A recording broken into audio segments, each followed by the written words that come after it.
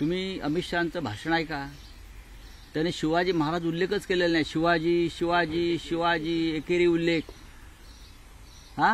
एरवी शिवाजी महाराज नाही म्हणाल तर याद राखा ते छत्रपती होते. छत्रपती होतेच हो.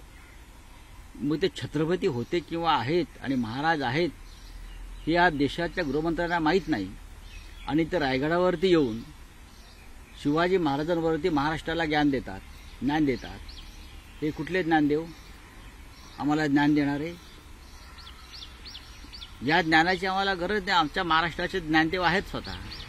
आणि शिवाजी ने ये किया, शिवाजी ने वो किया, शिवाजी को ये है, शिवाजी को, ही भाषा तुमची जीभ धजावते कशी महाराजांना अरेतुरे करायला. काय करतायत देवेंद्र फडणवीस? हा अपमान आहे शिवाजी महाराजांचा.